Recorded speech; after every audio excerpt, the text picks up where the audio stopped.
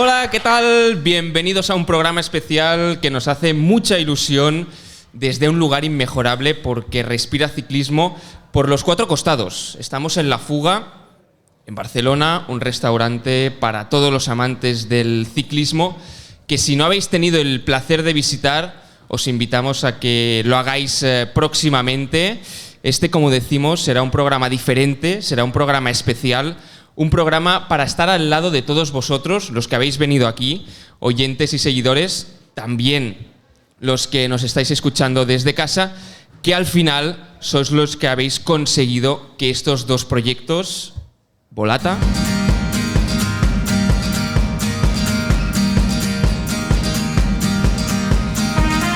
y también el proyecto, por supuesto, de A la Cola del Pelotón,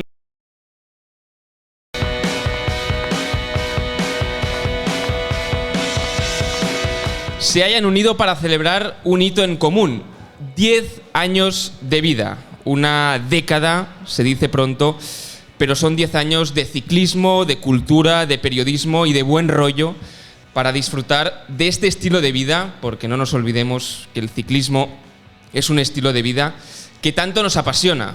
10 años pedaleando juntos en paralelo, pero también creciendo de la mano, porque al final de lo que se trata es de esto, ¿no? De sumar. Así que no nos alargamos más, empezamos este podcast especial 10 años de Volata y A la Cola del Pelotón.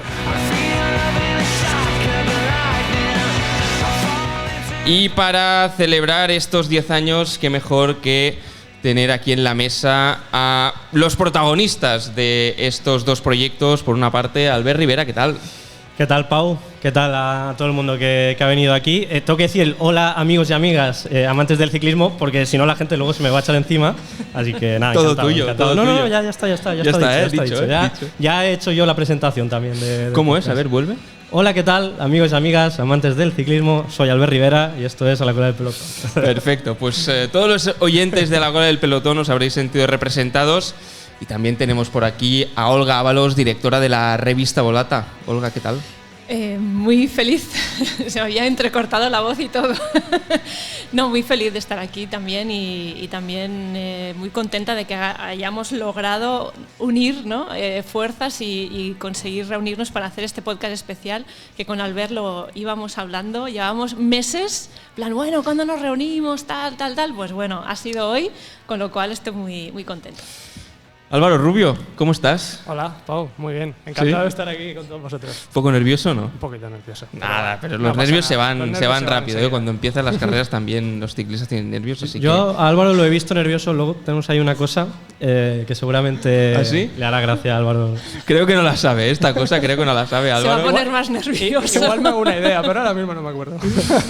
Pues nada, yo soy Pau Michans, también presentador del podcast Volata Radio, uno de los que se ha sumado a este proyecto. Y nada, ahora vamos a hablar un poco, ya veréis que vais a escuchar distintas secciones que os son familiares, porque al final lo que hemos hecho es pues juntar a los dos proyectos, a los dos podcasts y hacer un poco de mix. Por lo tanto, vamos a pasar a la primera sección, la actualidad, que tanto caracteriza al podcast de Volata. Actualidad.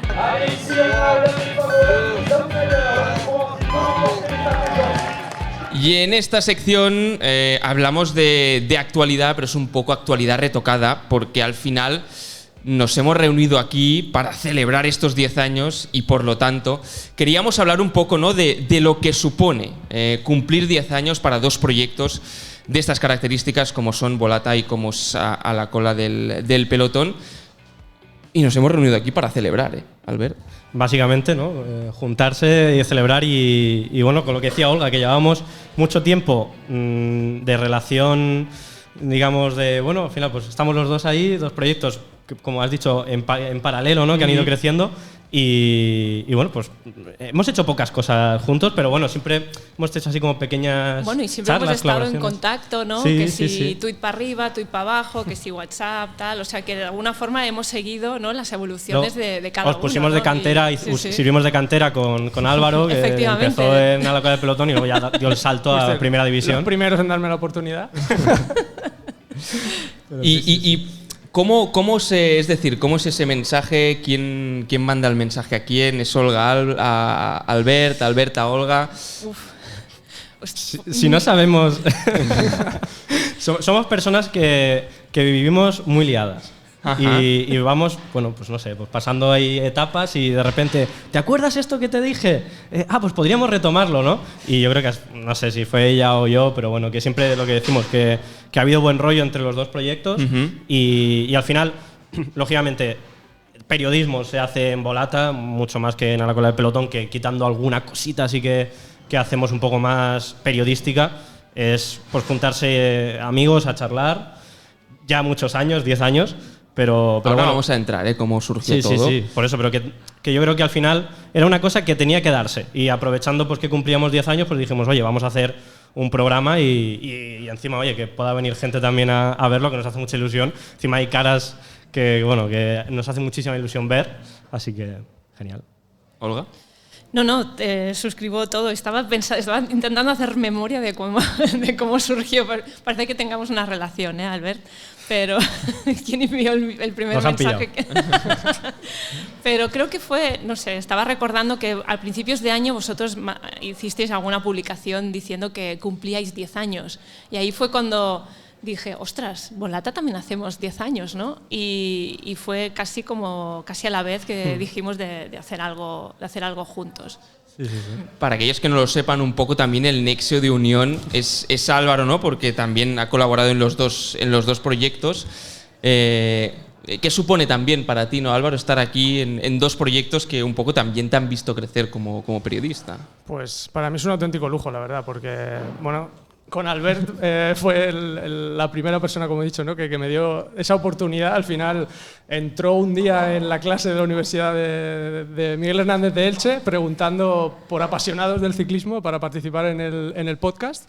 Y yo, que soy bastante tímido, no sé si la gente se habrá dado cuenta que está aquí, que me pongo rojo enseguida, tuve la valentía en aquel momento de levantar la mano y fui el único, junto con otro compañero en aquel momento, que levanté la mano, y a partir de ahí empezamos una relación que dio... ¿Un par de añitos o así estuviste? Sí, estuvimos un año, y 2 años, 2017-2018, y yo empecé precisamente en el Giro de 2017, en aquel que ganó Tom Dumoulin, tan recordado, y la verdad que agradecido, ¿no? También, porque han sido 2 proyectos que me han permitido evolucionar, desarrollarme y sobre todo aprender, ¿no? Yo creo que me quedo con ese titular, ¿no? Que para mí A la cola de pelotón y Volata han sido y siguen siendo aprendizaje.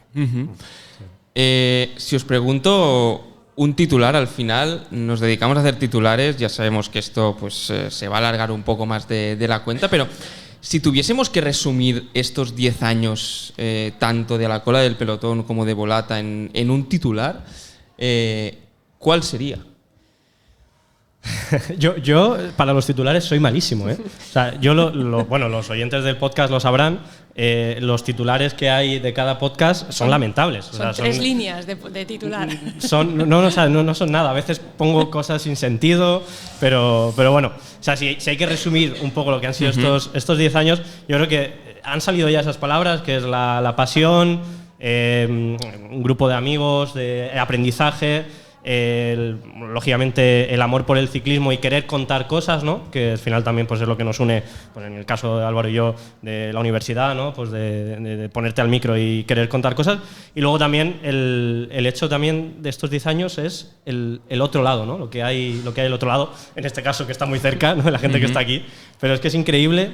No te das cuenta hasta que pues, haces eso, un evento así que viene gente, o hace una semana así que hicimos la quedada y vinieron 50 personas a salir con la bici. Te había dicho en titular, ¿eh?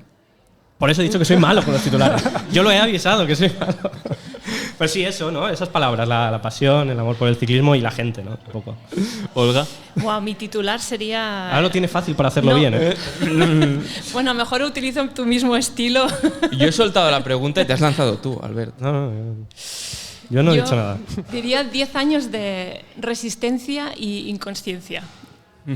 Pues es un buen titular. De hecho, mira, esta es la primera revista, ¿no, Sí, Olga? he traído el primer número de Volata, que es este de aquí, que lo estoy enseñando a la gente, es portada azul, una primera ilustración de Dan Martin en la portada, cuando todavía era corredor profesional en el Garmin Sharp. Y este número apareció en julio del 2014. Y tardamos casi 4 o 5 meses en hacerlo, porque no teníamos ni idea de cómo sería, y lo íbamos construyendo a medida que íbamos maquetando, escribiendo los textos, y así nació Volata. Pues así nació Volata. Volata también fue creciendo, después incorporamos el podcast. Recordad que este podcast también es posible gracias a la colaboración de Bicycle, que es la plataforma líder de bicicletas de segunda mano, que al final pues son compañeros de viaje también, ¿no? Que nos ayudan a seguir creciendo, a poder hacer pues este tipo de eventos, porque al final estos proyectos pues se sustentan gracias a vosotros, los que estáis detrás, pero también gracias a marcas del sector, y en el caso de Bicycle, como veis aquí también en el logo de detrás, pues nos ayuda a poder hacer este tipo de contenidos que tanto nos gustan. Si te parece, Albert, me habías dicho controla los timings. No, controla vas los genial, timings. vas genial. Vamos clavados, es un crack. Sí, vamos clavados. Te voy a contratar, ¿te lo puedo robar? Bueno, tendremos que hablar del precio, porque ahora toca entrar a otra sección así muy conocida para los amantes de A la cola del pelotón, que es la resaca, ¿no? Bueno, a ver, ya veis que aquí se bebe más cosas que agua. No, pero la resaca nació un poco… No es de las primeras secciones, o el nombre no es de los primeros años, pero bueno, lo que es la esencia de la sección es básicamente comentar lo que pasa en las carreras. Entonces, pues dijimos la resaca porque es lo que te deja todas las carreras, pues cuando te levantas al día siguiente y dices, hostia, ¿qué ha pasado? ¿Qué ha pasado anoche? ¿No? ¿Qué pasó anoche? Pues ¿qué ha pasado esta semana? Entonces, bueno, pues esta es la sección. Vais a escuchar la intro que nos hizo uno de nuestros oyentes, pues mítico también, Patino Yadmonger. El nombre es los Knicks, eso es otro mundo. Que pedimos hace 2 años así, pedimos que nos hicieran la careta, y la gente nos mandaba pues con su audio de WhatsApp, comienza la resaca, ¿no? Y bueno, pues aquí como tenemos un músico oyente, pues hizo esta sintonía que está muy chula. ¿Le damos? Dale.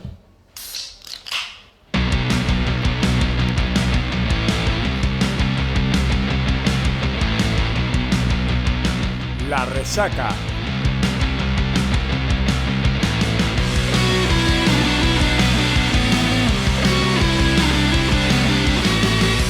Y vamos a seguir un poco hablando de nosotros, de nuestros proyectos. No os preocupéis que después también haremos un poco el análisis de cómo ha evolucionado tanto el periodismo como el ciclismo durante estos 10 años, pero nos vais a permitir, es un programa especial, es un programa de celebración, que nos miremos un poquito, solo un poquito al ombligo, y explicaros, ¿no?, cómo surgieron ambos proyectos, la semilla, los inicios, porque da la casualidad que los dos proyectos surgieron en 2014, en un momento en el que el ciclismo quizá no tenía tanto seguimiento, ¿no?, como tiene ahora, pero en todo caso ese 2014 surgió algo, pasó algo, porque dos proyectos como Volata y como La Cola del Pelotón pues hayan cumplido 10 años, ¿no? Y se une a la mesa un quinto integrante. El quinto Beatle. El quinto Beatle. Tenemos aquí a Bernat Manzano, porque es un miembro fundador de Volata y también uno de los responsables de que hoy estemos todos aquí. Bernat, ¿qué tal? Muy bien. ¿Sí? Sí. ¿Te imaginabas esto hace 10 años? No. ¿No? Y hace 12 menos. Una hora que me han avisado. 12 menos, ¿eh? Sí, ¿no? Y de hecho es curioso cómo la vida te va llevando, te trae gente y proyectos que acaban formando parte de ti, ¿no? Y en este caso Volata, no te diré que inesperado, pero fue un tema de estos que aparecen y decides tirar adelante con lo que sea. ¿Tú te acuerdas, Bernat, Me acuerdo del inicio, de la primera cerveza? O sea, es que aparte, de hecho, y lo pensaba hoy cuando venía aquí, yo en mi época de instituto siempre había dicho que, bueno, que trabajar era importante, pero que yo como metas vitales quería montar un fanzine de ciclismo y una discográfica de música negra. O sea, como veis, dos ideas con mucha salida comercial. Eso es, te iba a dar mucho dinero, claro, todo muchísimo. Entonces, nada, un día trabajando tal, un compañero me viene y me dice, hostia, tendrías que conocer a Olga, que que es periodista musical sobre todo, pero le chifla el ciclismo y me habló de una revista y a ti cómo te chifla el ciclismo, pues yo qué sé. Quedad y a ver qué pasa. Y sí, nos tomamos una cerveza con Rafa, creo, el primer día, ¿no? Sí, sí, sí. Y a partir de aquí, pues, un fanzine, una revista, ¿no? No, pero corta y pega, no, diseño, No, cuidado, diseño. Tal, no sé qué, tenemos que dejarlo todo como muy, vale, pues venga, vamos. Entonces sales de allí como súper excitado, ¿no? Voy a montar una revista. ¿Cómo se hace esto, no? Creo que tardamos 2 años en sacar el primer número. Bueno, sí, tardamos bastante en gestarlo, digamos. Luego, cuando nos pusimos manos a la obra, ya fue todo un poquito más rodado. Bueno, íbamos solucionando temas, ¿no? La imprenta. ¿Cómo se imprime una revista? ¿Cuántos números hay que hacer?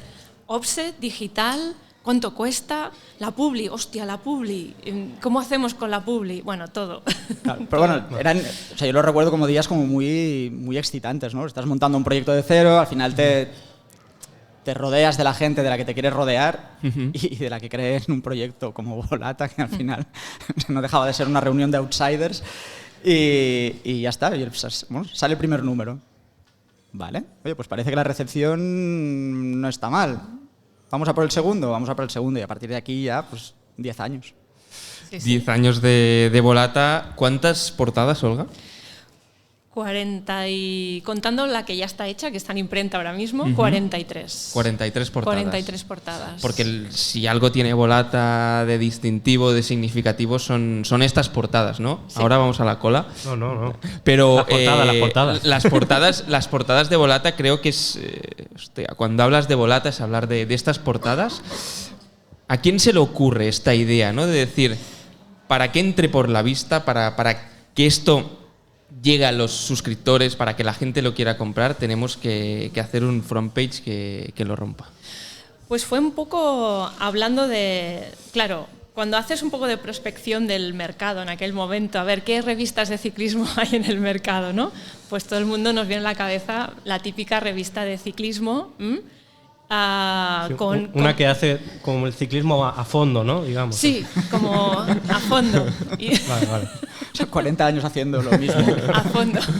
Y al fondo, está al fondo, le tienes que buscarlo, muy al claro. fondo, está muy al fondo, sí. Entonces, son portadas con un poco collage, ¿no? Con no sé, con letras de colores. Ese estilo, sí, ¿no? Sí. Y claro, era como, ostras, ¿hay que hacer lo mismo o no? ¿O se puede hacer algo distinto? Y entonces intentamos darle la vuelta a todo para jugar con ese juego de decir, vale, te voy a dar algo como muy bien diseñado, pero para que en el fondo te leas la revista, ¿no? Y hay que buscar ese equilibrio entre crear un muy buen diseño, pero que no sea vacío. Porque si nosotros creamos una revista muy bien diseñada, con una portada espectacular, pero luego nadie se lee el interior, para mí es una revista fallida, totalmente fallida. Entonces teníamos que buscar ese juego. Y con Jordi Rins, que fue nuestro primer director de arte, que por cierto también gran colaborador de Bernat en muchos proyectos, que Bernat se dedica al cine, hay que decirlo, pues entonces se nos ocurrió buscar ese estilo de cartelismo de cine para las portadas de Volata, y a partir de ahí entró todo el tema de la ilustración y del cartelismo antiguo. Entonces ahí todos aquellos carteles también, ¿no? de vueltas de los años 50, 40, pues hicimos ahí un mix y así salieron las portadas. Hay una cosa curiosa o divertida de Jordi Rins y es que al ciclismo no le gusta. Entonces, pero nada. Es un buen... O sea, que un diseñador o un director de arte, en este caso, que hizo los primeros años de Volata, que viene de un bagaje de cartelismo de cine, decida o se apunte a un proyecto el cual, o sea, le da igual Dan Martin que quien sea, está bien porque, o sea, él al final lo que quiere es, ¿no? que el diseño llegue por algo más que el diseño en sí. De hecho, hemos hecho algún podcast, ¿no? Hablando de diseño, la importancia del diseño, porque al final Volata es un poco esto, ¿no? El ciclismo, la cultura y el periodismo. Y a veces hablamos más de ciclismo, otras veces hablamos más de periodismo, otras veces de cultura, y el diseño dentro de esta cultura pues es importante y creemos que para que entre, tiene que entrar por la vista, ¿no? Pero también tiene que tener un buen post, un buen contenido. Vamos a saltar un poco a la cola del pelotón porque ¿Cómo surge, ¿no? La idea de a la cola del pelotón? ¿También fue tomando unas birras? Sí, bueno, yo creo que no hay... Joder, se escapa la gente de la mesa, ¿eh? No hay un proyecto bueno que haya surgido de otra forma, ¿no? Yo creo que normalmente surgen sobre todo cuando son ideas, no voy a decir tampoco loca, porque hacer un programa en la radio de la universidad no es inventar nada. Hacerlo de ciclismo pues es un poco más raro, pero tampoco es inventar nada.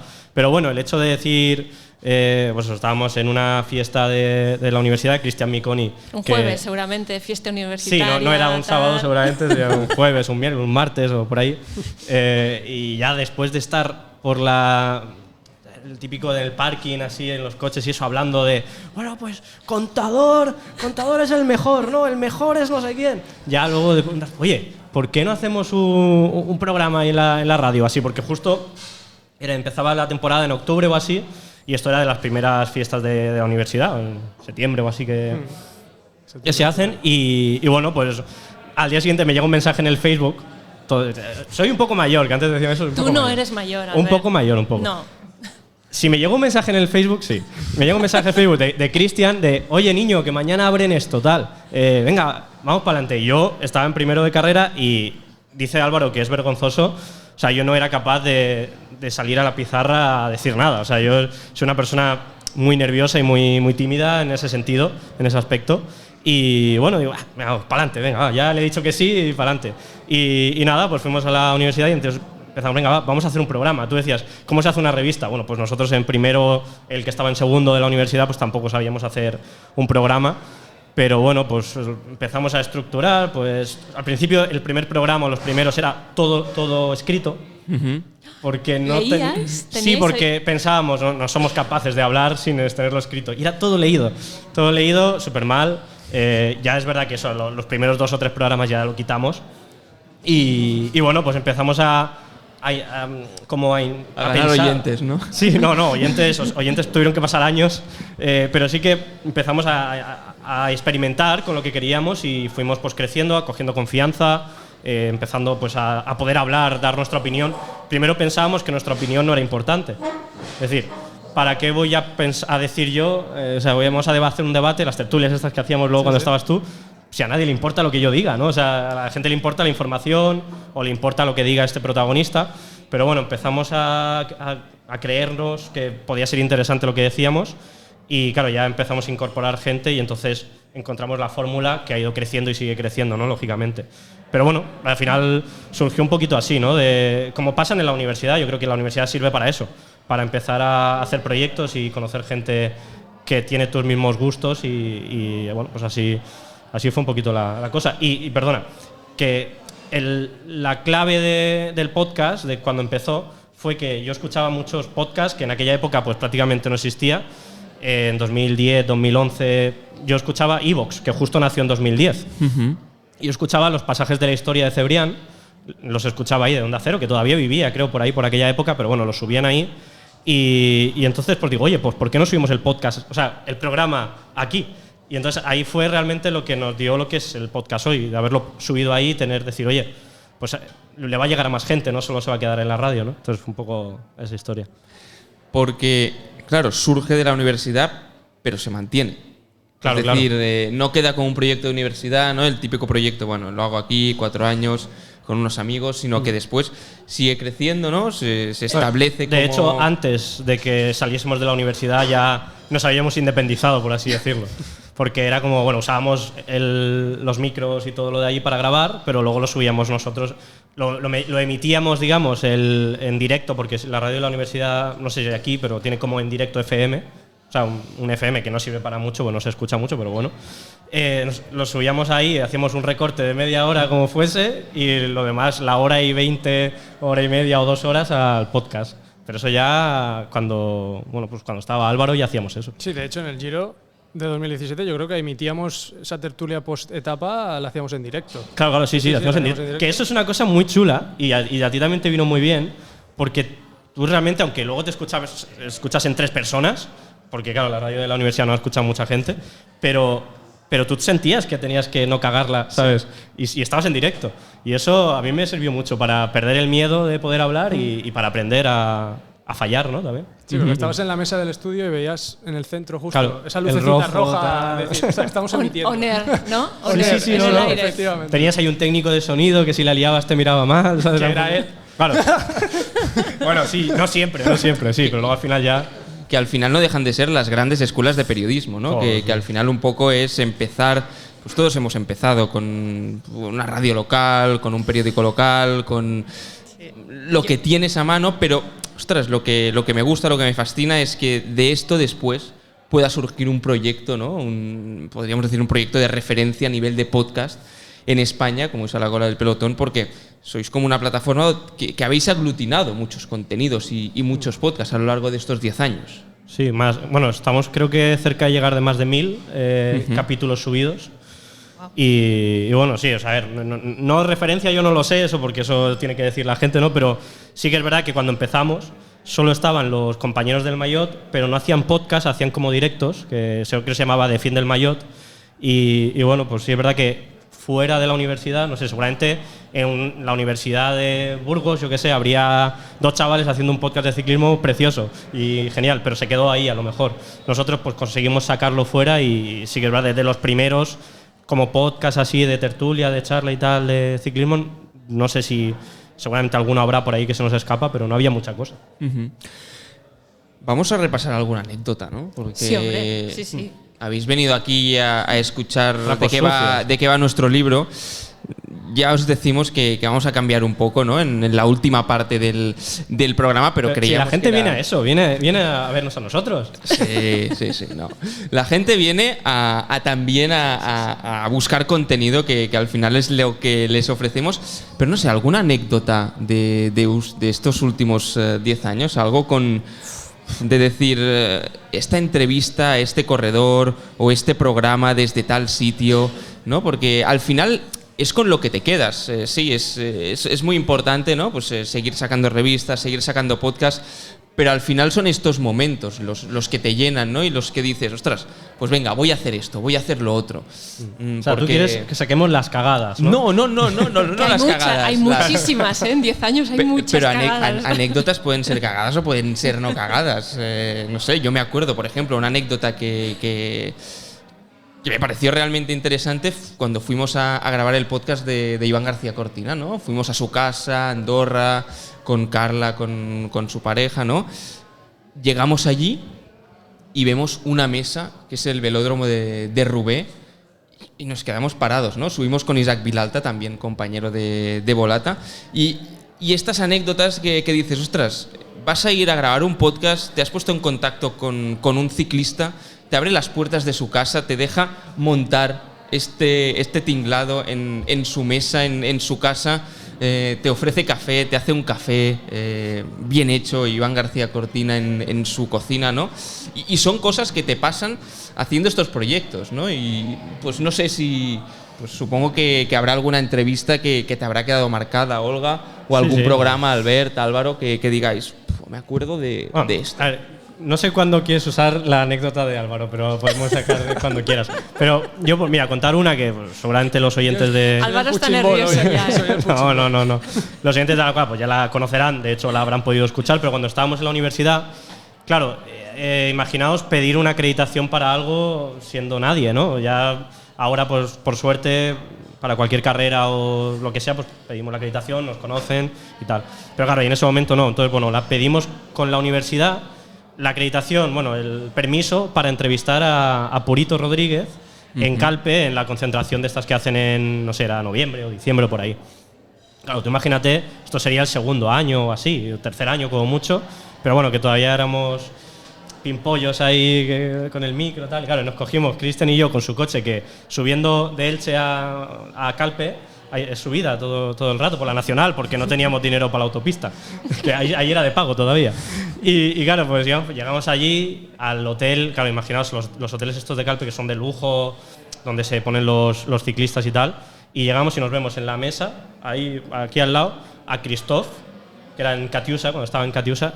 Claro, a Christoph, nosotros ahí al lado de Christoph, ¿sabes? Que era como que lo veíamos como un dios, ¿no? En ese momento. Y llega el jefe de prensa del Katiusa, que creo que ahora estaba en Quick Step, no lo sé, y nos dice, nos recibe, Dice, bueno, vais vosotros, luego el Marca, luego el As, en plan para la entrevista. Y nosotros, en plan, a ver, yo ya estaba nervioso, claro, en ese momento estaba más. Digo, vamos a hacer esperar a los del Marca. Bueno, teloneros, ¿no? Un poco los teloneros de sí, yo Marca digo, no y sé. de Las. Claro, el hombre yo creo que era consciente, ¿no? Y quiso darnos la oportunidad de vivir esa experiencia de, oye, podéis hacer esto. Y claro, ya, pues nos sentamos ahí con los micros de la universidad, que por suerte teníamos cositas para poder hacerlo. Y ahí estamos, Cristian, Purito y yo, sentados preguntándole, oye, ¿cuándo te vas a retirar? Y dice, joder, pero todo el mundo me pregunta lo mismo, que no soy tan viejo, tal. Y nada, bueno, o sea, la entrevista no recuerdo yo ni siquiera lo que le preguntamos. Estábamos tan nerviosos que bueno, pues le preguntábamos las cosas que teníamos ahí un poco en la mente. Y bueno, como experiencia de decir, hostia, es que hemos entrevistado, claro, Purito, estamos hablando 2015 o así, era el rey del mambo en España, junto con Valverde y Contador. Y bueno, pues para nosotros eso fue como, hostia, pero podemos hacer estas cosas, ¿no? También es como muy... Ahora ya, joder, hace un año así en Jaén, no, este año en Jaén hicimos un directo ahí en el bar de Pascual y estaba Purito aquí a nuestro lado sentado como uno más casi. Joder, haber pasado en 10 años de ir a Purito como si fuese un dios a que se siente como lo que es una persona normal y que puedes hablar con él y saludarle y tal y bueno, y debatir o lo que sea, pues eso es una cosa que en 10 años, o sea, me parece como que no soy consciente cuando me pasa, pero cuando recuerdas lo que has hecho dices, hostia. Es una muy buena foto, ¿eh? Es un, no, si tenemos las dos fotos para ponerlas claro, en casa, ¿Se acordaba ¿no? Purito de aquella entrevista? No. Bueno, no sé, por ahí ya no le dije, o sea, 10 años no lo sé, pero sí que años después, 2 o 3 años, me lo encontré en la presentación de la Vuelta. Y bueno, me fui a cogerle un corte o así, le digo tal. Dice, soy bueno, estos que fuimos ahí a entrevistarte hace un par de años, ahí en Calpe. Y dice, sí, que ibas con las patillas. Pues se recordaba. Digo, bueno, sí, o a lo mejor ha sabido improvisar, pero bueno, sí, puede ser que se acordase un poco. Pero bueno, ahí fue. El patillas. El patillas. Si las patillas las tengo ahora, me he puesto bigote. Ya está. El patillas, el bigote, de todo junto. ¿no? Así pareces mayor, ¿eh? Así. ¿Así más mayor? Sí. No voy a decir nada de la edad. Se escuchan sonrisillas por allá. Sí, la gente se ríe. ¿Y tú, Olga? No sé. Estaba recordando... ¿Cuántas entrevistas habéis podido hacer en Volata? Pues muchas. Mira, como publicamos un número sobre entrevistas, hice así como un cálculo y habían como unas 300 entrevistas. Y muchas horas de preproducción, ¿eh? Muchas horas. Porque aquí los que seguramente no os dedicáis a esto, para llegar a hacer una entrevista hay un periplo hasta llegar al protagonista. Hay veces que es muy fácil, hay veces que es muy difícil y supongo que alguna debes recordar, ¿eh? Yo, a ver, recuerdo la primera vez que entrevisté a Miguel Indurain, que, bueno, digamos que a lo mejor no fue la mejor entrevista que he hecho nunca. Le hiciste preguntas, ¿no? Porque le pude hacer preguntas. Hablar mucho. No, pero habla más de lo que parece. Sí, bueno. Sí. Y entonces, le he entrevistado 2 veces. Y la primera, digamos que no estaba pactada. Entonces, descubrimos que la única manera de entrevistar a Indurain, a no ser que fueras alguien de su círculo muy, muy, muy cercano, era como coincidiendo con él por casualidad. Y entonces yo tuve que crear esa casualidad coincidiendo con Indurain, ¿no? Pasillo, al fondo tú, eso no tenía salida, ¿no? Y entonces yo sabía que estaba en Mallorca porque lo habían invitado a que fuera como la persona invitada de un evento en el velódromo de Mallorca, ¿no? Y entonces digo, bueno, si está allí, pues me voy allí y a ver qué pasa. Y entonces pues compramos 3 billetes de avión para Mallorca porque fuimos 3 y porque también queríamos hacer otras cosas en Mallorca y bueno, nos plantamos allí sin decir nada a nadie en la rueda de prensa y bueno, y al final pues conseguimos sacar a Indurain del fotocall y de la nube de periodistas y al final le dije, Miguel, ¿me das 5 minutos? Y me dice, sí, y estuvimos 20 minutos. Hostia. Con el consecuente enfado de la persona de prensa que me empezó a preguntar y yo quién era y qué hacía allí, ¿no? Y incluso conseguí hacerle una foto a Miguel Indurain sin el fotocall, es decir, sin los patrocinadores de detrás. Porque le íbamos diciendo, Miguel, poquito más a la ¿Te izquierda. da la luz, por favor? Sí, puedes es que moverte? así se ve el peralte del no sé qué tal, y Miguel se iba como moviendo, y al final conseguimos un encuadre para que no saliera ni uno de los patrocinadores del evento, que era una de estas superligas de A la cual no te han invitado nunca. Efectivamente, y nunca más. Nunca te invitarán. Sí, y que salió fallida, y luego se hizo todas las otras ligas de la UCI de pista, pero esta fue como la primera, que era como una especie de, bueno, o sea, de superliga de velódromos, y esa fue la primera vez que entrevisté a Indurain, y bueno, a ver, lo recuerdo porque estaba súper nerviosa. Primero porque me planté allí, no sabía si pasaría o no, y luego porque lo conseguí y digo, "Buah, tengo que aprovechar esos 5 minutos", ¿no? Y al final fueron 20. Y salió bastante bien, creo bastante. ¿En qué número podemos leer? Ese es el número 10. Número 10. Y además, el tema es que queríamos hacer un especial Miguel Indurain, porque se cumplían, creo que 20 o 30 años de... No, 20 o no sé, de su primer tour o algo así, y nos faltaba la entrevista a Miguel Indurain. Entonces teníamos todo el número menos la entrevista, y era como, no puede fallar esto. Y volvimos con la entrevista. Tú de repente llegas allí, tu única misión era poder entrevistarle, Sí. y cuando llegas, bueno, ahora tengo que entrevistarle, Claro. ¿no? Es el punto de hostia. Y bueno, o sea, es que me acuerdo, iba con la grabadora y me temblaba la mano así, o sea, como pero bueno, lo hice. Y luego la segunda vez que lo entrevisté ya fue en otro contexto totalmente distinto, y descubrí que si a Miguel Indurain le das 2 copas de vino, A ver. habla mucho más. Ah, sí. Sí, Vaya. y te cuenta cosas. Y entonces, si alguien quiere entrevistar a Indurain, que lo vaya a entrevistar en un evento En donde un haya asador, ¿no? en un asador, o en un evento donde haya comida y vino. Entonces ahí él se toma su copita de vino, que me dijo que cuando era profesional nunca tomaba cerveza porque le hinchaba, pero el vino sí que se lo tomaba.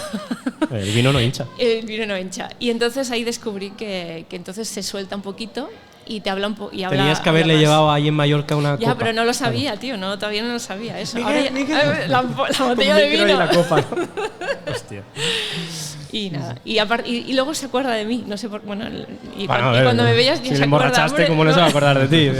Esta muchacha que viene aquí con las copas. Esta semana, por cierto, estaba por allí en Sioter, Sí. paseando por allí también, ¿no? Hablabas con gente, ostras, que está Miguel por Con su aquí, hijo, sí. que pasa por aquí, bueno, pues... Su hijo que Miguel, va reventando ya a todo el mundo por ahí, bueno, que mayor, pero que salió con una foto con... ¿Con quién? ¿Con No te sabría Ulrich? decir. ¿Fue? No. ¿Que subió quién?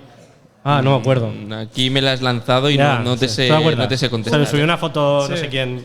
Uno que corría en la 11, que no me acuerdo cómo se llama. Pero bueno, ahora me saldrá el nombre. Corramos un tupido velo. Eso. Pero que es lo bueno también, ¿no? De ir a estos eventos que al final muchas veces nos pensamos, ¿no? Que los ciclistas, pues hay como una barrera entre ellos y nosotros, y que muchas veces son más cercanos de lo que nos podemos llegar a pensar, y esto lo vas descubriendo al final con los años. Luego ¿no? te llevas malas sorpresas también, ¿eh? Bueno, pero pasa en Gente que todo. no, Pasa en gente todos que los- crees A mí que- me ha dejado alguno esperando en el bus, ahora bajo y nunca bajó, ¿eh? Me ha pasado. Con algunos así, esos que son hermanos, ¿sabes? Contextos y contextos. Y momentos y momentos. También creo que hay que saber encontrar el momento adecuado, ¿no? Muchas veces Sí, los pero timings. Ya, pero a veces solo tienes una oportunidad para entrevistar a alguien, y bueno, tienes que forzar un poquito la situación y ver hasta dónde puedes llegar, básicamente. Álvaro, ¿alguna anécdota así con algún ciclista? Ya Hombre, para... después de lo que han contado Albert y Olga, lo mío va a quedar en nada, la verdad. Pero bueno, fue en la Vuelta de 2023. Fui a cubrir algunas etapas, gracias a la oportunidad, ¿no? que ofrece Volata, y tenía en mente entrevistar a Cian Uydebroeks, que en aquel momento estaba debutando en una gran vuelta, lo estaba haciendo muy bien. Yo la primera etapa a la que pude asistir a la vuelta fue la de Chorre de Catí, por tanto ya había pasado una semana y ya se estaba viendo, ¿no? que Cian Uydebroeks iba más en esta edición de la vuelta.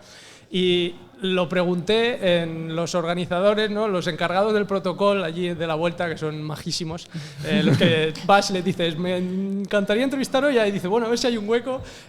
Lo intenté con Cian en la salida de Oliva no hubo oportunidad. Al día siguiente me fui a Cartagena y en ese momento lo que hice fue ir directamente al autobús, pero bueno, el Bora es un equipo un poco especial, ahora no sé si ha cambiado, pero en aquel momento era bastante hermético, fue muy difícil meter el micro, el móvil, encima mi primera experiencia en la Vuelta a España, moviéndome en ese ambiente también es complicado, ¿no? Pero bueno, al final es lo que he dicho al principio, ir aprendiendo. Y luego volví al cabo de 2 semanas a las 2 últimas etapas de la Vuelta a España, que fueron en Madrid. Volví a ir a los de organización y les dije, quiero a Cian en la etapa de la Sierra de Madrid. Un cuchillico ahí, ¿no? Sí, les dije, quiero a Cian, y me dicen, ya, lo intentamos, venga. ¿Quién eran? Pues ahora de mismo. Comunicación, ¿no? Pablo sí, eran de sería. Comunicación. No, son los que se encargan de... Sí, Laura. Laura Cueto. Efectivamente. Laura Cueto repartía, porque ya no está en la Vuelta. Pero, Laura es muy grande, ¿eh? Sí, Laura es gran parte de la Vuelta a España, que ahora se nota mucho su ausencia. Pero... Porque explicar un poco, ahora volvemos, pero explicar un poco cómo funciona esto de pedir entrevistas para los que no lo sepan, ¿no? Porque tienes que pedir un poco... Que depende, o sea, como pedir un poco a veces el turno, ¿no? Puedes tener plan A, B, C... Claro.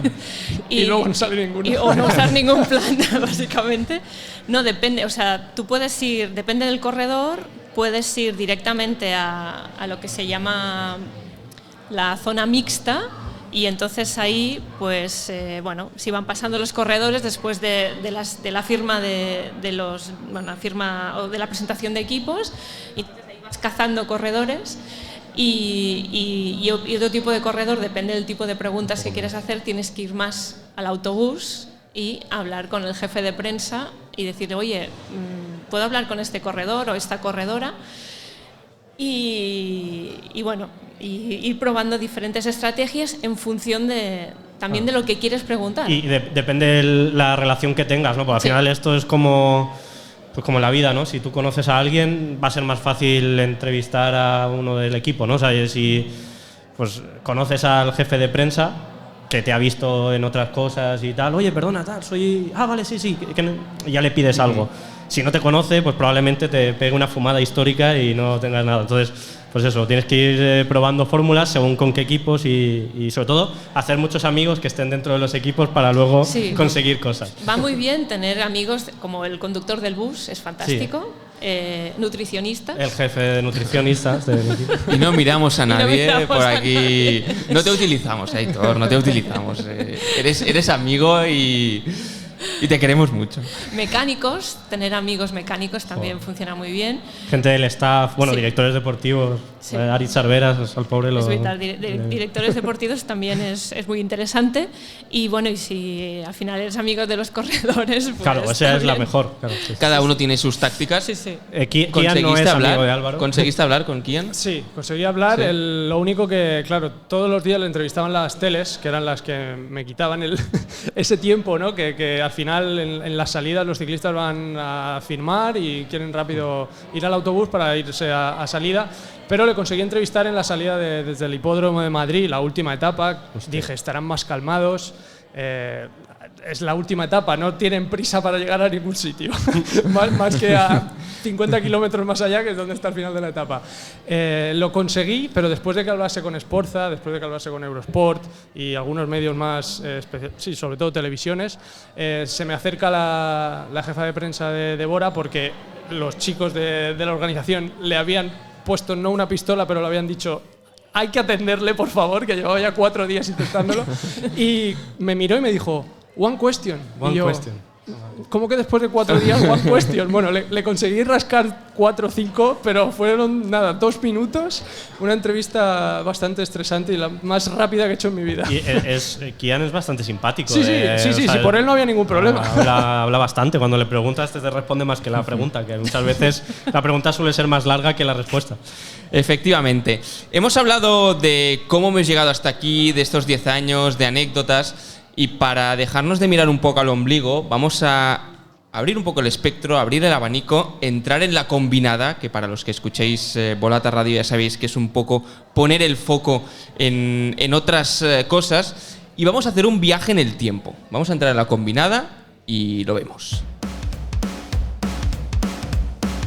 Combinada. This is legendary, Jonas. This is legendary. Come on, last 400 meters, everything until the line.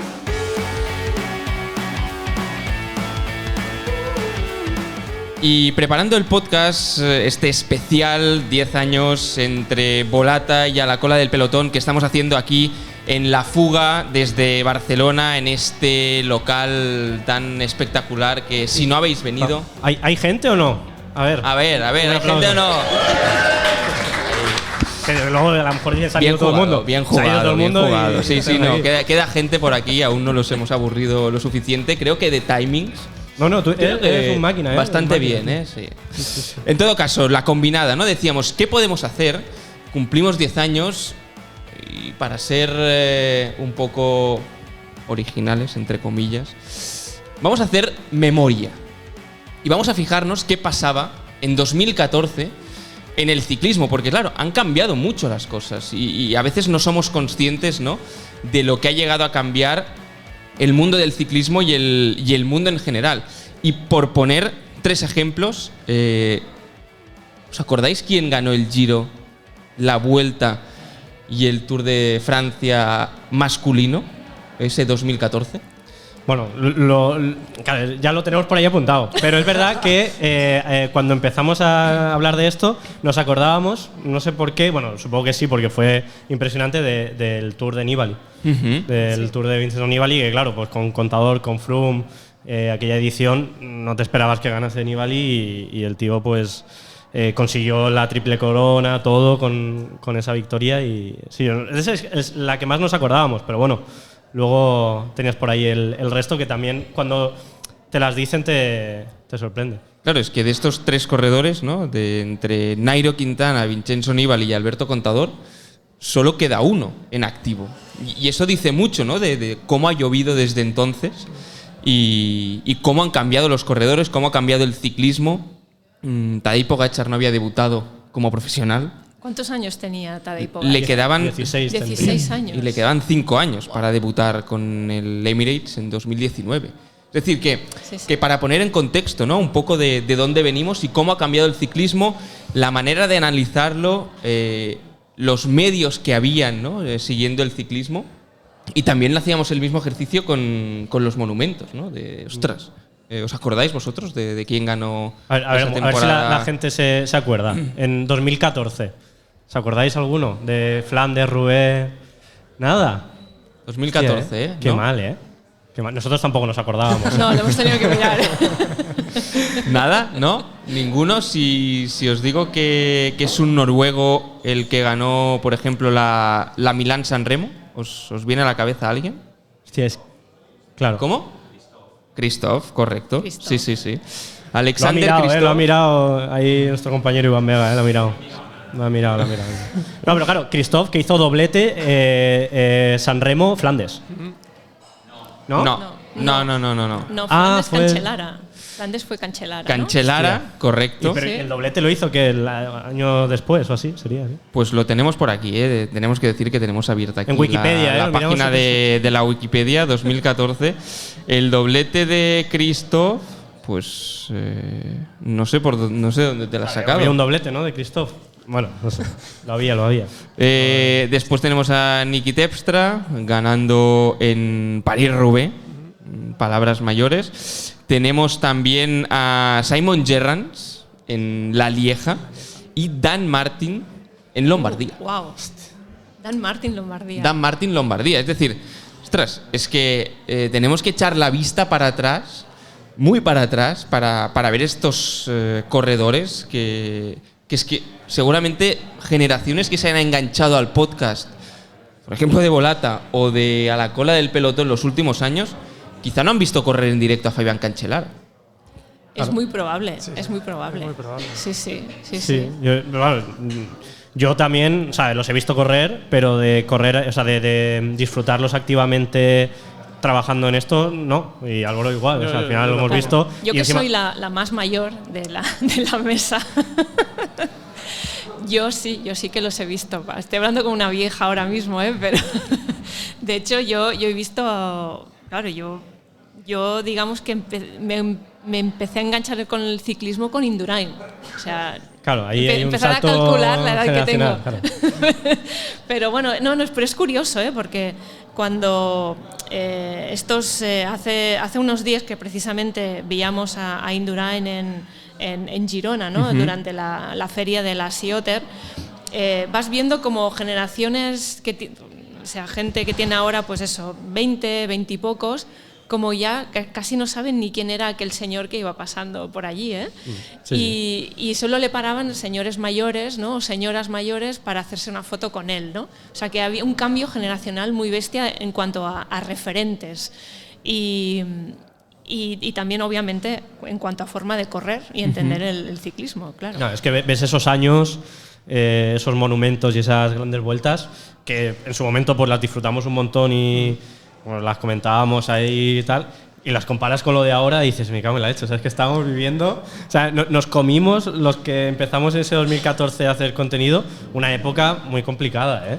Una época de que, claro, al final pues pasaban cosas porque es todo el rato estímulos, ¿no? Carrera tras carrera, pero claro, lo comparas con lo de ahora, o sea, poder analizar las victorias de Pogačar, poder analizar lo que hace Renko, lo que hace Van der Poel, Van Aert, o sea, es que, claro, en aquella época veníamos del final de Cancellara y Bonen y apareció Sagan, que fue el salvador un poco, pero hasta ahí, o sea, hubo unos años complicados. O sea, que Quintana ganó el Giro ese 2014 atacando en descenso en una carrera neutralizada. Sí. O sea, que decir que aquí has abierto un melón. No, a ver, no es así. Lo que pasa es que en Italia, pues bueno, pero también un poco... pasaban cosas muy interesantes, como la aparición del equipo Sky. Claro, sí, ¿no? Por ejemplo, el ciclismo cambió. Que de alguna forma revolucionó muchísimas cosas, y también el Garmin, ¿no? Pues la figura de Jonathan Wouters, etcétera. Pasaron cosas interesantes que, de hecho, hoy en día tenemos el ciclismo que tenemos porque hace 10 años esta gente empezó a cambiar las cosas también.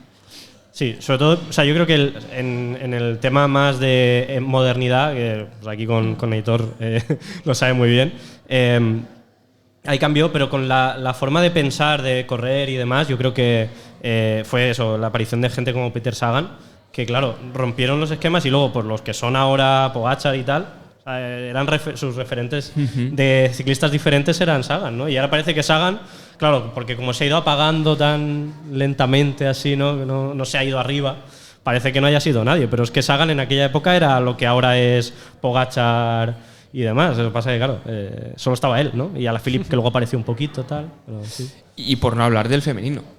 No, porque, claro, si ponemos sobre la mesa el ciclismo femenino, en 2014 solo encontramos así de gran vuelta el Giro Donne, solo.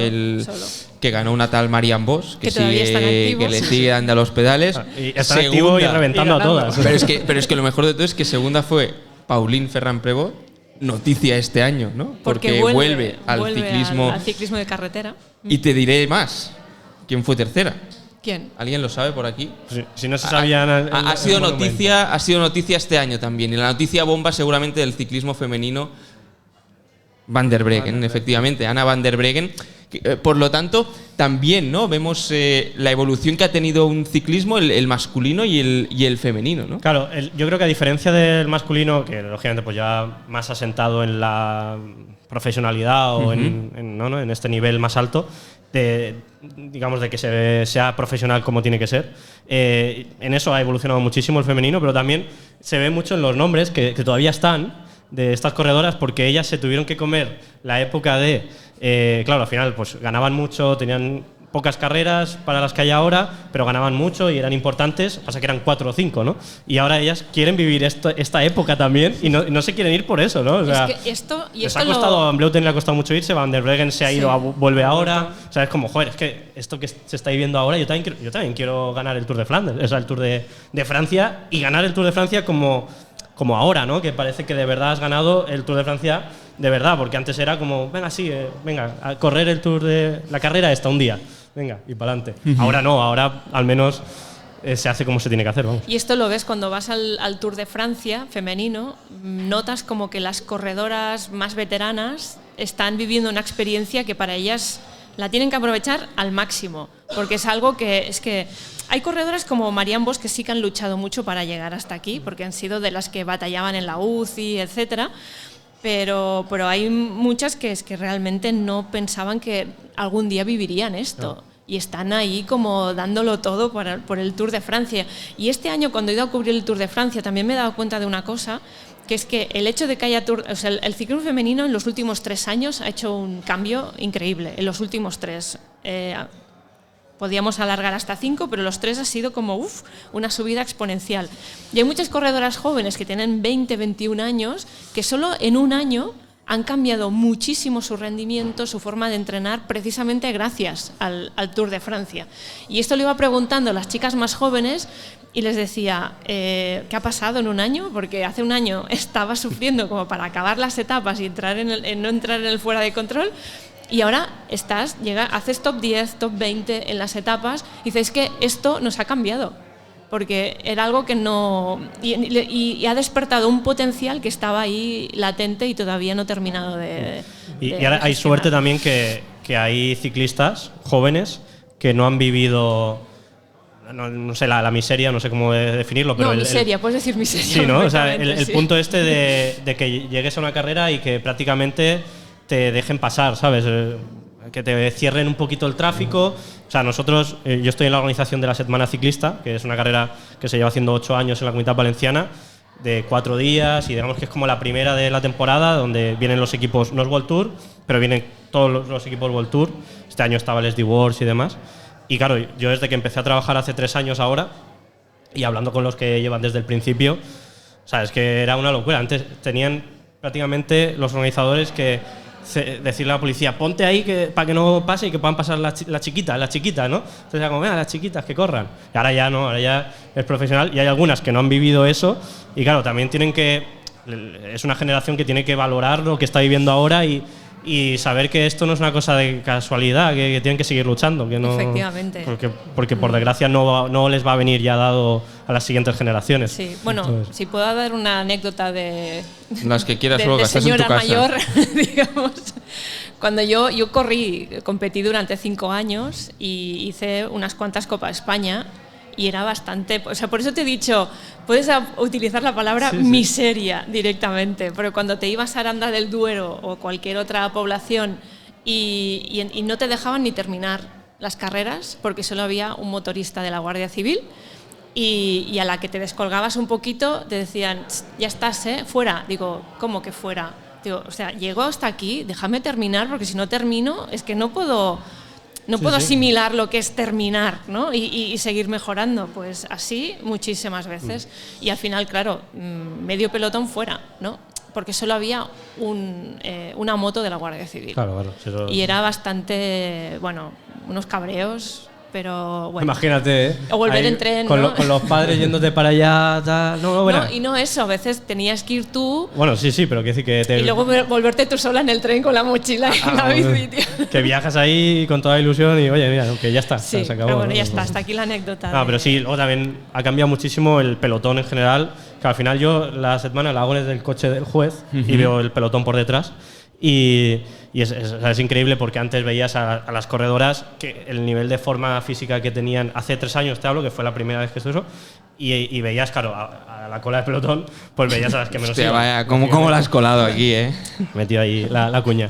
Y ahora no, es que son todas finísimas, o sea, es la preparación de la profesionalización. Totalmente. Tal cual, del pelotón. Totalmente. Hemos vivido también una profesionalización en el masculino, es decir, era profesional, pero creo que el nivel de exigencia, ¿no? y el nivel de cómo ha cambiado todo, pues también lo hemos visto evolucionar en estos 10 años y hemos visto cambiar mucho pues las preparaciones, temas nutricionales, temas de recuperación, los famosos marginal gains, ¿no? que empezaron en su día, pues aún se siguen aplicando, pero también hemos visto cómo han evolucionado el seguimiento, los medios de comunicación, ¿no? que han seguido el ciclismo. Queríamos también hacer un poco de comparativa, ¿no? ¿Qué pasaba hace 10 años cuando empezó Volata y cuando empezó la cola del pelotón? Porque no había la oferta que hay ahora, ¿no? de medios de comunicación que siguiesen el ciclismo. Ya sabemos el boom que ha vivido el ciclismo también a raíz de la pandemia, ¿no? Pero ostras, el panorama de medios de comunicación ciclistas en España, al menos, es mucho más diverso, es mucho más plural, hay mucha más oferta y vosotros al final tenéis muchas más opciones donde escoger, ¿no? Vosotros los oyentes. Mira, aquí Olga seguramente puede dar la otra parte, ¿no? Porque has vivido la época buena de Indurain, de Perico y demás, ahí era brutal la información que había de ciclismo, ¿no? Y el contenido que se hacía tanto en la televisión pública como en la privada, ¿no? Con la COPE, con el helicóptero ahí, García, tal, todo eso. Claro, después de eso, bueno, el ciclismo entró en una debacle absoluta, ¿no? Con todo. Bueno, yo no sé si esto lo habéis visto. ¿Os acordáis de aquella retransmisión del Giro de Telecinco? Sí. O sea, lo he visto grabado después, sí. Con JJ Santos. La etapa donde Pantani da la sorpresa, pues bueno, aquel Giro.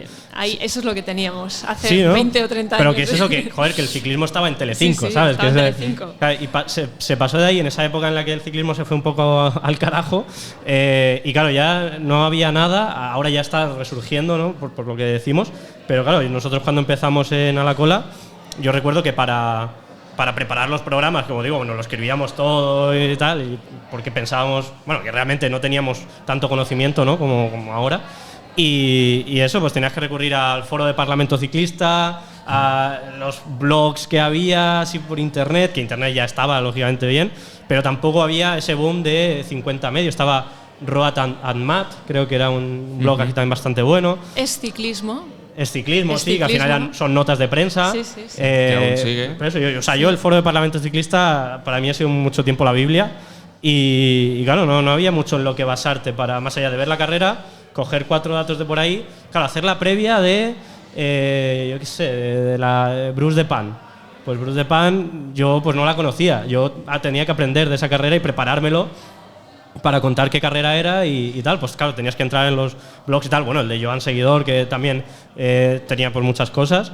Y al final, pues eso, vas cogiendo cositas de por ahí. Y ahora tienes que hacer la previa de algo y hay 50 medios súper buenos, 50 podcasts que tienen un montón de información y que están súper currados. En YouTube igual, en Twitch, esas, joder, y también cómo han entendido los equipos y los corredores, ¿no? La importancia de comunicar, de también a veces controlar el mensaje, ¿no? que se quiere dar, pero a nivel comunicativo, a nivel audiovisual, es decir, pasar de lo que había antes. Es cierto que había poco, pero si nos fijamos en 2014, ¿no? La evolución que han tenido los equipos, la apuesta que han hecho algunos equipos, algunos más que otros, obviamente, ¿no? En comunicar, en enseñar también, en entender que al final esto del ciclismo va de marcas y de visibilidad y de no solo resultados. Pero ¿no? esto es peligroso, ¿eh? Sí. Que sea el mensaje siempre desde el equipo, que por mucho cariño que le tengamos al Ken Pharma o en su momento a Lorica, ¿no? Con esos vídeos tan guays que hacían. Sí, es peligroso, pero que también te da un contexto a ti como periodista para poder decir, ostras, pues Bueno, he visto esto, he visto lo otro. Lo que te da Y como aficionado. Lo que te da como periodista es que, claro, es un reto, luego como periodista es diciendo, ok, el equipo tiene suficiente músculo económico para generar todo ese contenido, tiene sus embajadores, tiene un canal de YouTube, y digo, vale, yo como periodista, ¿qué hago? ¿No? O sea, y ahí es donde te tienes que romper la cabeza. Haces volata. Bueno, hago volata, ¿no? No, Pero, es verdad. pero Al final es cambiar. claro. Tienes que cambiar el foco, tienes que poner el foco en otros temas, en otros.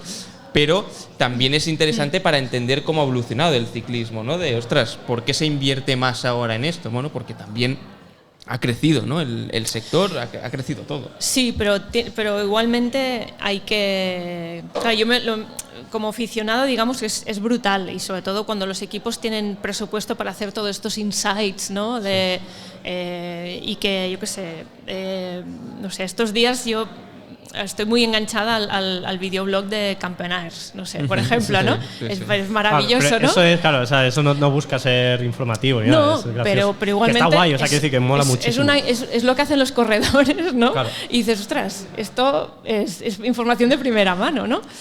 Pero, no es información, pero te da contexto. Es decir, sí. que muchas veces, esto lo hemos discutido muchas veces en el podcast, ¿no? La importancia de entender el contexto muchas veces cuando vas a decir según qué cosa, de según qué corredor o de según qué equipos. Es decir, entender el contexto, lo que está pasando para después hacer una afirmación. Por ejemplo, ¿no? en el insight que hicieron del primer tour de Vingegaard, el que hace segundo, hicieron luego como un especial, o sea, un documental especial que creo que tenías que pagar 4 o 5 euros para verlo.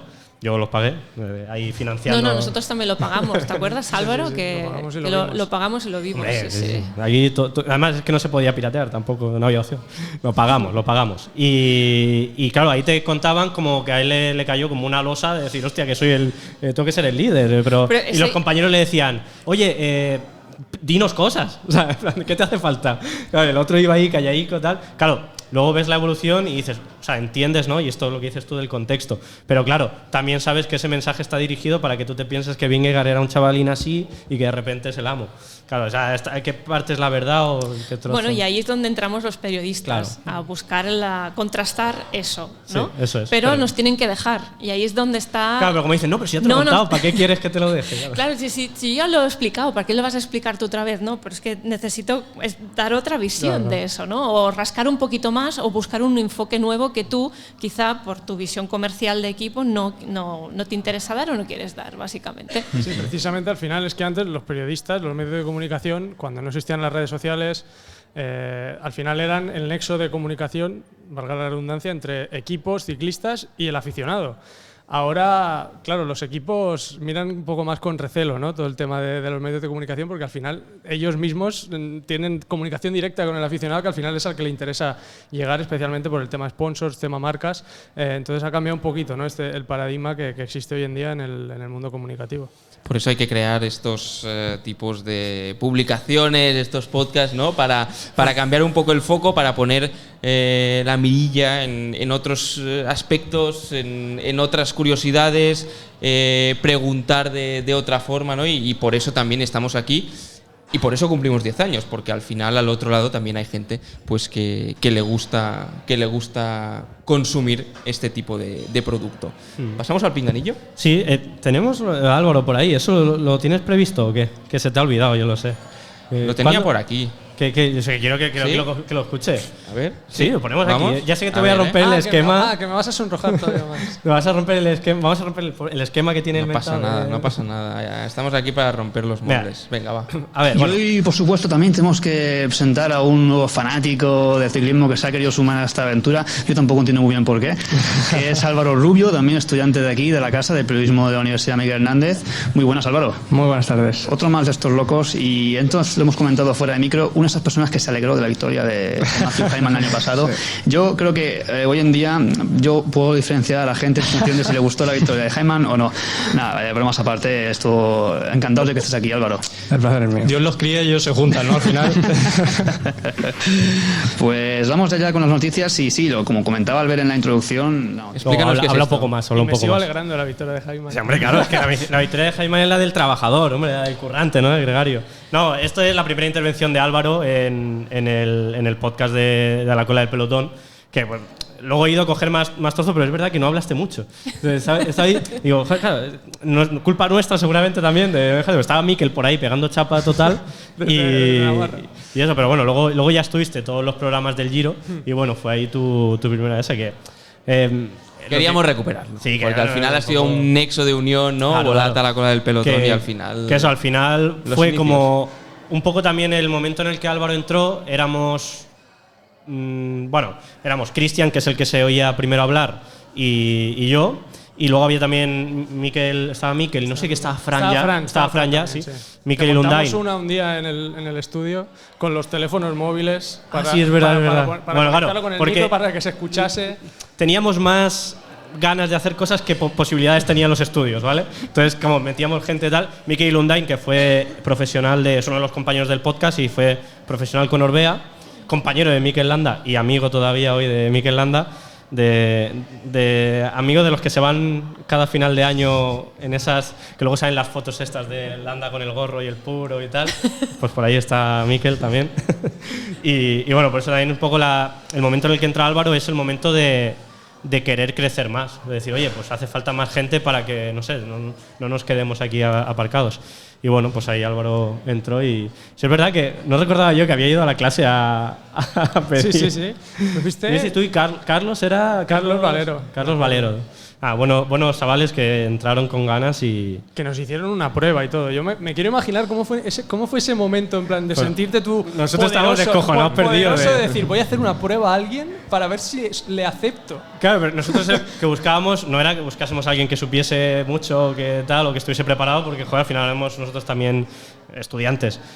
Buscábamos a alguien que estuviese comprometido de querer hacer algo, o sea, de no, yo qué sé, pues no de sí, me apunto y no voy, ¿sabes? Pues no, alguien que quisiese. Entonces, por eso queríamos hablar con vosotros, por el hecho de no saber, oye, ¿te sabes el ganador del Tour de Flandes 2014? No, era un poco eso. Entonces, ¿Quién ganó el Tour de Flandes de 2014? No me acuerdo ya, lo has dicho antes. En aquel momento hacía una semana que había ganado Philippe Gilbert el Tour de Flandes. Gilbert ahí con el riñón y estuvimos repasando en aquella cosas. prueba. Pues pasamos al pinganillo, ¿no? Venga. El pinganillo, que es la sección que tenemos en el podcast, que no siempre la ponemos porque como nos tiramos 3 horas hablando, pero es la sección donde leemos los comentarios que nos deja la gente en el iVoox y bueno y tal, y le dedicamos pues ese espacio al oyente. Entonces aquí pues oye, teniendo los oyentes por aquí, es la última sección, ya vamos a ir cerrando el podcast, pero no queríamos olvidarnos de vosotros, de los que hacéis posible al final estos 2 proyectos. Venga, vamos, pasamos al pinganillo. I gotta ask you. If every time Snap Boogie would ¿No te acordabas? No, sí, me lo he cortado. Why'd you even let him in the game? What? When Snap Boogie always stole the money, why'd you let him play? God, this America, man.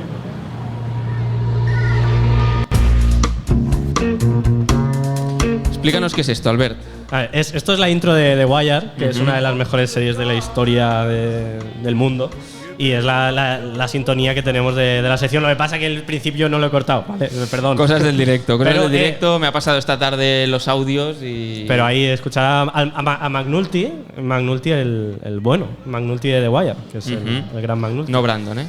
No, Brandon es también como Jay Vine del Club del Bigote. Ajá. Y creo que querías invitar a alguien aquí, ¿no? Porque sí, no sé si está Paul, porque me había dicho que se tenía que ir antes. Pues no sé creo si está Paul. que se ha ido. Mira, cosas del directo. ¿Quién es Paul? Pues, bueno, Paul, que estaba por aquí hasta hace un momento, es el primer oyente que cuando habilitamos la pestaña para que la gente se pudiese suscribir al podcast, que, o sea, no para el contenido, sino pues por apoyar, pues se hizo fan. Y casualmente, o sea, pero eso ya a lo mejor eso fue 2017 o así, y casualmente también cuando empezamos a hacer el canal de Twitch, que tampoco es que en A la Cola del Pelotón hagamos mucho Twitch como proyecto, es más, pues bueno, abro ahí y tal, y también se hizo el primero. Y bueno, pues es el ejemplo un poco que se tenía que ir el pobre porque tenía 1 hora y media de traslado y me dice, no sé si aguantaré tanto tal.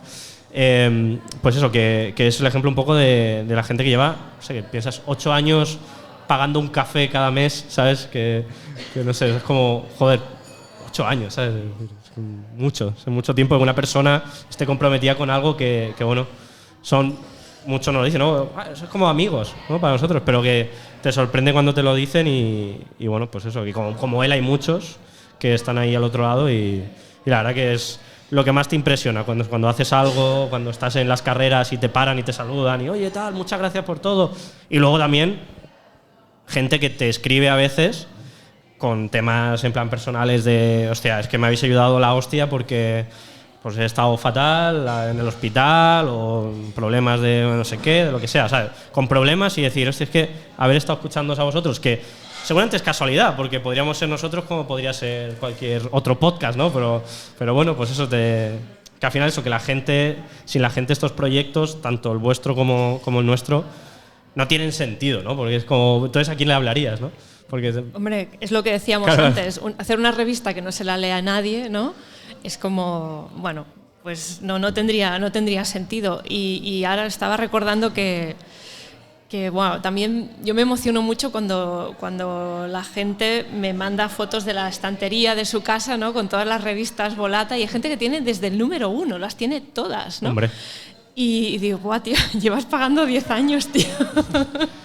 No, y Bueno, me sorprende. Hay un punto que yo creo que te tiene que sorprender, ¿no? Porque no lo puedes dar por hecho, ¿no? Que el proyecto está bien o que funciona, porque te tienes que obligar a ti misma constantemente a mejorarlo y a no bajar la guardia, ¿no? Pero wow, no, sin los lectores... La gente es que te obliga a no parar. No, es que A veces, yo sé, pues que no podemos hacer esa semana podcast, que nosotros pues todas las semanas hacemos uno, ¿no? Mínimo, y luego en las grandes vueltas pues intentamos hacer más. Y ¿por qué no está el podcast? ¿Por qué no está? Claro, que imagino que si pasasen 3 semanas ya la gente no te diría nada, ¿no? Pero que es como el hecho de joder, deja de meterme presión, ¿no? Pero bueno, que es una presión necesaria, claro. Al final es gente que confía en los proyectos y gente que ha confiado en este proyecto y que nos ha dejado estar hoy aquí, que lo tenemos aquí presente. También es Miguel Santalices, que es el propietario de La Fuga, y que cuando le dijimos, ostras, queremos hacer un podcast, queremos hacer un podcast en directo, fue el primero que se ofreció para venir, ¿no? Para abrirnos las puertas y decir, sí, esto lo podéis hacer aquí, podéis invitar a la gente, ¿no? Miguel, ¿qué tal? Muy bien. ¿Sí? Muy bien, muchas gracias a vosotros. No, gracias a ti por invitarnos, por abrirnos las puertas de este magnífico local. Abiertas seguro para vosotros. Al final es esto, ¿no? Creer en proyectos, La Fuga también, ¿no? Al final es un proyecto muy paralelo, ¿no? A estos dos que hemos hablado de pedalear, de picar piedra. Yo te lo agradezco porque sé que estás dando un protagonismo ahora a nosotros, pero yo creo que habéis venido a hablar de vuestro libro. No, pero yo realmente sí que os diría que ¿por qué está abierta la puerta? Porque es fantástico lo que hacéis. O sea, yo sí que recuerdo este primer número y recuerdo cuando salió y realmente era algo asombroso que pudiera llegar a salir, ¿no? O sea, Cora del Pelotón lo conozco mucho menos y desde más tarde, pero Volata supongo por proximidad, porque además conocía a alguien que ya escribía ahí. Y tal, y era realmente algo que es muy duro, es muy complicado y que hay que hablar de este libro, que lo tenemos que comprar cada salida y cada número, porque realmente si no tiene continuidad. O sea, cuanto más se lea, más anuncios habrá, más se podrá contar y más proximidad habrá de conocer las historias. Hay una cosa que define al ciclismo, que es... sobre todo cuando estás en las carreras es brutal que es así, pero en general también con los aficionados o con la gente que seguimos el ciclismo es la palabra familia. O sea, el ciclismo es una familia y no sé, si necesitas algo lo vemos en la tele, ¿no? En los equipos, ¿no? De oye, que le da el bidón del uno al otro, tal. Eso es el principio del iceberg de todo lo que es la familia del ciclismo, esa caravana que se va moviendo de ciudad en ciudad y luego pues toda la gente. Entonces un poco también la familia del ciclismo, pues este es un templo del ciclismo, ¿no? Pues acoges a la familia, a los familiares. Es un poco también... Bueno, en parte hay dos cosas que has comentado tú que a mí me parecen muy acertadas, ¿no? Lo primero es la proximidad de estos ciclistas. O sea, nosotros tenemos solo 5 años de vida y Eddy Merckx estuvo aquí porque tenía un problema de salud, pero se apareció en la pantalla y en directo dijo a la gente que felicitó al proyecto y todo esto. Aquí han estado campeones del mundo, han estado un montón de gente que simplemente han pasado y han saludado, ¿no? Purito estuvo aquí en unas entrevistas con todo esto, ¿no? Purito está en todos los sitios. Y realmente, sí, ya no aparece por aquí, en una conversación hace muy poco con Volta a Catalunya, una de las cosas que decía era lo que ha crecido el ciclismo. Justamente decía, antes patrocinaban empresas al ciclismo, ahora lo patrocinan estados. O sea, está el UAE, está Bahrein, está un montón de estados. O sea, realmente mueven muchísimo dinero y que yo creo que desde la base, desde aquí, es muy importante que vosotros continuéis manteniendo esta llama del ciclismo de base, ¿no? Pues yo creo que no hay mejor manera de acabar el podcast, ¿no? Sí, yo creo que al final aquí todo el mundo pone su miguita, ¿no? Vosotros con Volata, con Olga y con todos, pues ponéis esa miguita de calidad del continente y el contenido, que es importante. Y bueno, pues nosotros pues, nos ponemos en el micro y hacemos lo que podemos.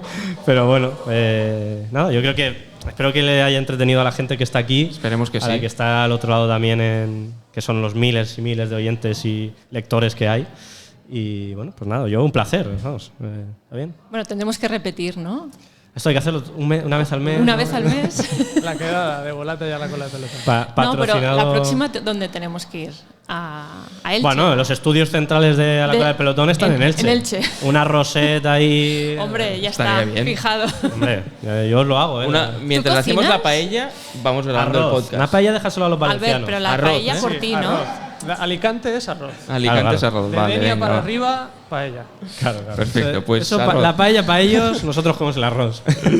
Pues nada, a todos vosotros agradeceros que hayáis venido aquí, los que nos estáis acompañando desde La Fuga, los que nos estáis escuchando desde casa también.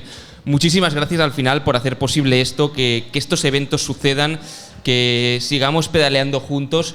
También a los amigos de Bicycle, el patrocinador principal de Volata Radio, y a vosotros tres.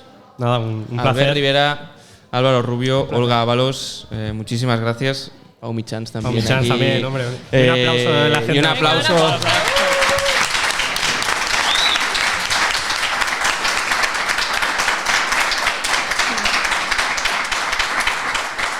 Lo dejamos aquí y lo dicho, seguir comprando la revista, seguir escuchando Volata Radio y seguir escuchando a la cola del pelotón. Hasta la próxima. Adiós. Gracias. Chao.